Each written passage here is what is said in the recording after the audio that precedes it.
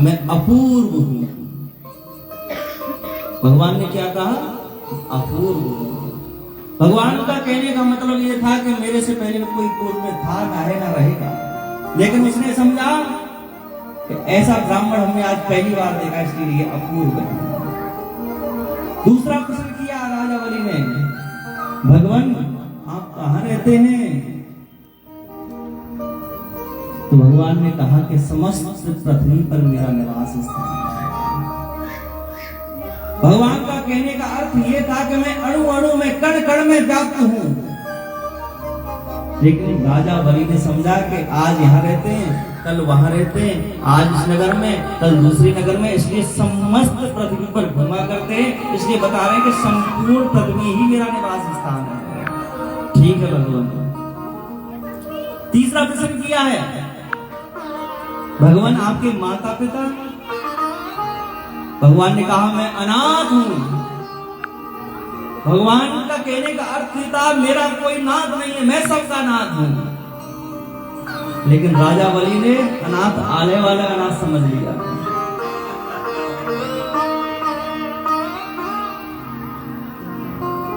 राजा देर मत करो, ज्यादा देर हम रुकते नहीं हैं, जल्दी से संकल्प लो और हम आगे बढ़े। राजा बलि की समझ में नहीं आया, अपूर्व, समस्त पृथ्वी पर मेरा स्थान, मैं नाथ। लेकिन शुक्राचार्य जी सुन रहे थे, सब समझ रहे कि सारे गुण तो विष्णु के हैं। जो देखा ऐसे रोचने साक्षात भगवान विष्णु सत्या कश्यपाद विजानो देवानां कार्य साधका। अरे विरोचन नंदन तू ठगा जाएगा, रुक जा रुक जा। साधारण बालक को समझ इसको, ये साक्षात विष्णु है। बलिहारी गुरु आपकी गोविंद दियो बता। चरणों में गिर गया राजा बलि गुरुदेव भगवान के, जय हो जय हो जय हो। प्रभु मैंने नहीं समझ पाया ये कौन है, आपने बता दिया साक्षात नारायण है। मुझे ज्यादा भाग बोलने की आवश्यकता नहीं है, बैठने भर के लिए जमीन नहीं छोड़ेगा तेरे पास।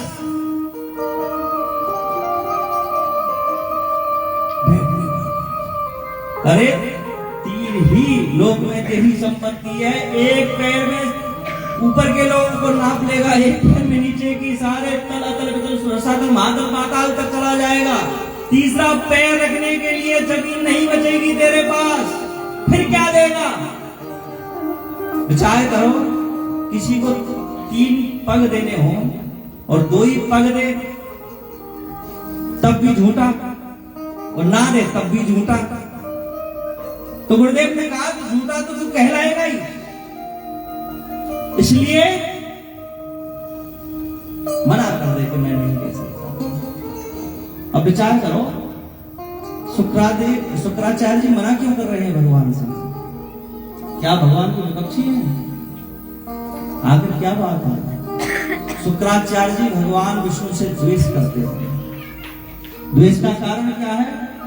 शुक्राचार्य की माता ख्याति का वर किया था भगवान विष्णु ने, इस कारण उसी दिन से द्वेष हो गया। इसलिए मना कर रहे हैं कि इनको कुछ मत दो।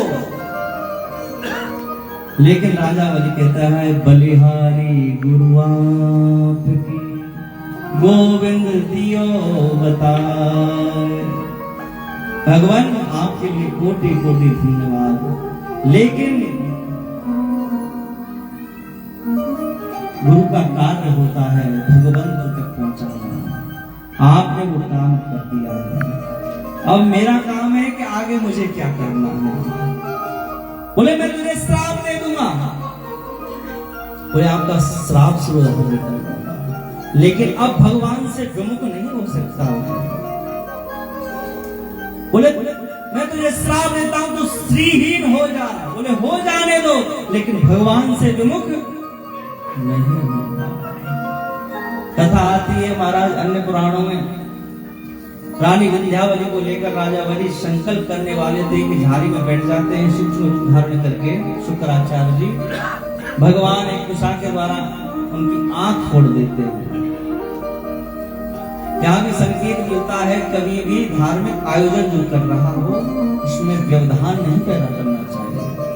हो सके तो सहयोग प्रदान करें, सहयोग भी प्रदान ना कर सके तो शांति से बैठे रहे, चुप हो जाए, लेकिन व्यवधान पैदा नहीं करें, नहीं तो कहीं ना कहीं कोई आपकी आंख फोड़ देगा, कोई आपकी नाक काट ले जाएगा, फिर डोलते रहना इस दुनिया में, कुछ आंसू नहीं होगा।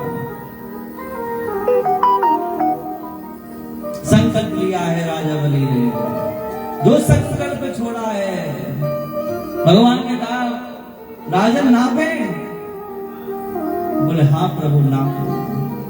बढ़ने लगे तत्काल प्रभु भयोत्र विक्रम रूप, विशाल स्वरूप बनाया, विराट स्वरूप प्रकट किया है महाराज। राजा बलि बोला महाराज इन्हीं पैरों से बात हुई थी क्या? भगवान ने कहा हमने पहले ही तुझे संकेत दे दिया, साधारण मत समझना इन पैरों को, लेकिन तूने साधारण समझा। एक ही पैर में महाराज ऊपर के सारे लोगों को नापा है, दूसरे पैर में नीचे के सारे लोगों को नाप लिया है, अब तीसरा पैर कहाँ रखे? पूरे असत्य भाषण करता है, गरुड़ से नाग नाक में बांध लो, बांध के डाल दिया महाराज। बोले बता तीसरा पैर कहाँ रखे? बोले महाराज बोलने की बात क्या है ही नहीं है, आपके सामने क्या बोलूं, लेकिन कुछ शब्द कहूंगा। बोले कहो। बोले धन बड़ा होता है या धनी बड़ा होता है? कौन बड़ा होता है, धन बड़ा होता है या धनी? भगवान बोले पहेलियां मत हो जाओ, सीधा सीधा बोलो। भगवान मेरा कहने का मतलब यही है, आपने मेरा तो सब ले लिया लेकिन मुझे ही नहीं लिया है, फिर आपने क्या लिया है? कहने का तात्पर्य यही है, हमने सब कुछ भगवान को दिया है लेकिन अपने आप को ही भगवान के चरणों में न्योछावर नहीं किया है, तो कुछ नहीं किया। भगवान ये प्रसन्न हो गए, बलि मैं तुझसे यही चाहता था, तूने अपना सब कुछ दे दिया लेकिन अपने आप को ही मेरे समर्पित नहीं किया है, कुछ नहीं किया है। तो भगवान कृपा कीजिए, पदम तृतीयम पुरुषीश निमेजम, ये तीसरा पैर मेरे सर पर रखिए, जो सर पर रखा है महाराज, स्वर्ग लोक से बाबा प्रहलाद कूद पड़े। अरे बलि तूने मेरे कुल को धन्य कर दिया, तुझ जैसा भक्त आज तक पैदा नहीं हुआ है। अरे मुझे तो भगवान का वरद हस्त मिला था, लेकिन तुझे तो भगवान के श्री चरण कमल पर मिले हैं, तुझे धन्य कर दिया है। वास्तव में महाराज जो सत्कर्मी होता है उसके पूर्वज वहां स्वर्ग में बैठे हुए देखते रहते हैं कि मेरे कुल में सत्कर्मी जन्मा है, पाप करने जन्मा है। जो पाप के द्वारा सत्कर्म होते हैं तो उन पूर्वजों को भी प्राप्त होते हैं, वहां उनको उस लोक में सम्मान प्राप्त होता है, वहां के लोग उनको सम्मान्य दृष्टि से देखते हैं। और जीवन में कोई सत्कर्म ही नहीं किया आपने, तो आप तो दुखी है ही, आपके पूर्वज भी वहां बैठे हैं, उनको भी बहुत प्रकार से प्रताड़ित किया जाता है कि तुम्हारे कुल में ऐसा निशाचर पैदा हो गया है कि सत्कर्म करने का नाम नहीं लेता है। हमारे डॉक्टर साहब बड़े संत स्वभाव के हैं, और मुझे तो लगता है जो इनके पूर्वज हैं उनकी ही कृपा है, पितरों की कृपा है, क्योंकि सत्कर्मी बालक पितरों की कृपा से ही होता है। आए दिन उनके द्वारा सत्कर्म होते रहते हैं, पितर इनको आशीर्वाद देते हैं, ऐसे ही सत्कर्म करते रहिए। इनके जो पूर्वज हैं जो स्वर्ग लोक में विराजमान होंगे, कोई वहां खिलखिलाकर उठते होंगे, लोग उनको सम्मान्य दृष्टि से देखते होंगे।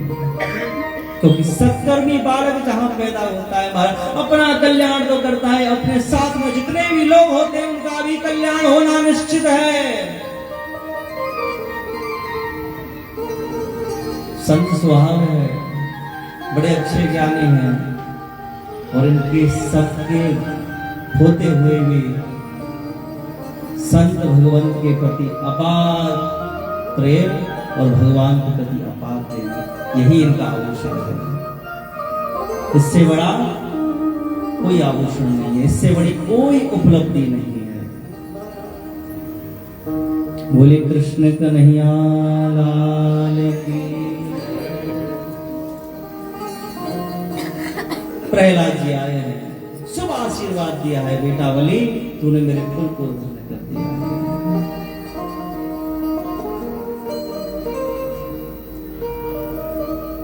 भगवान ने अंततोगत का वरदान दिया कि बलि तूने सर्वस्व मेरे पर न्यौछावर किया है,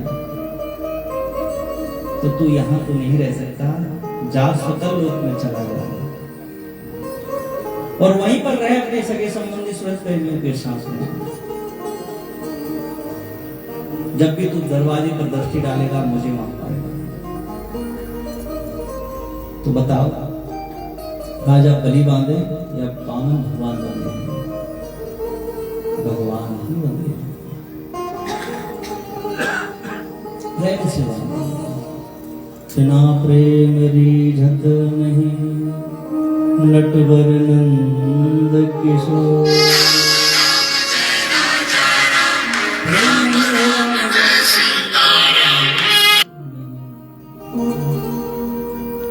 अन्य पुराणों में कथा आती है, भगवान जब सतलोक में दरवाजे पर रहने लगे तो लक्ष्मी मैया हम भटकने लगे, पतिदेव कहाँ चले गए बहुत दिनों से। तो नारद बाबा ने कहा नौकरी लग गई है। भाई किसकी नौकरी लगी है? सिक्योरिटी गार्ड बन चुके हैं, किसके बने हैं? सारी कथा सुनाई है।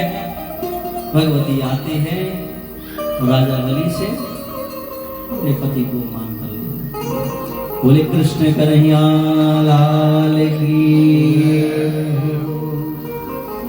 आगे से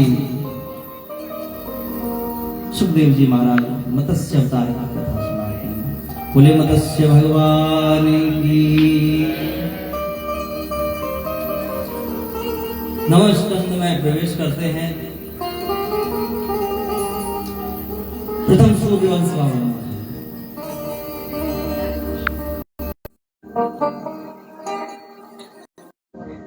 नागवंश से ब्रह्मा उत्पन्न हुए।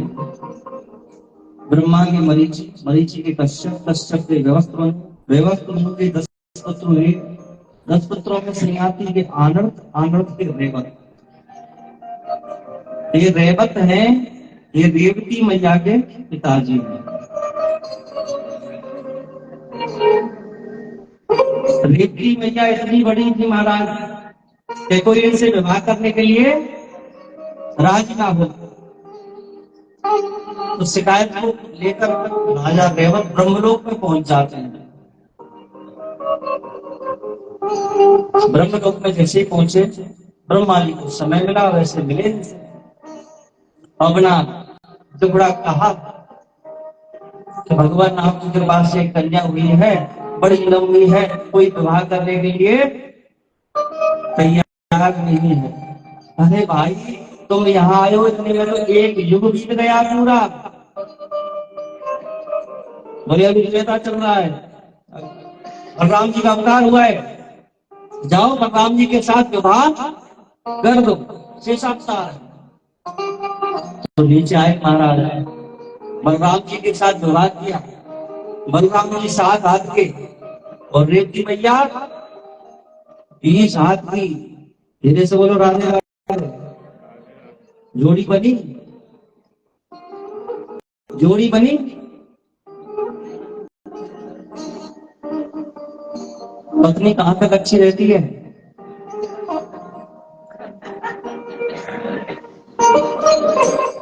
तो भगवान कृष्ण तो बहुत की कृपाला है। केतकी की फूलों की माला ले आते, चंपा की बना लाते, दाऊद चमके चमेली के पुष्पों की माला बना लेते और लाके दाऊद आला दे, भैया देखो भाभी के लिए बढ़िया सुंदर माला लेके आए, चलो पे नाम। और बलराम जी 7 हाथ के और मैया 20 हाथ की। तो कभी चौकी पे चढ़े, कभी स्टूल पे चढ़े महाराज। अब जब एक नंग कौन थे, भगवान ताली देने के हंसते थे, भगवान हंसते थे। एक दिन बलराम जी को गुस्सा आए, अनुमुशन साथ ही था महाराज, अपना हल उठाया और मैया के चिन्ह में कहा महाराज, टू टू टू टू करके महाराज कान पत्नी कहां तक होनी चाहिए, कान। डॉक्टर साहब धीरे से बोलो, राधे राधे। राधे राधे। पुरुष की पहला गुरु कौन होता है? पत्नी।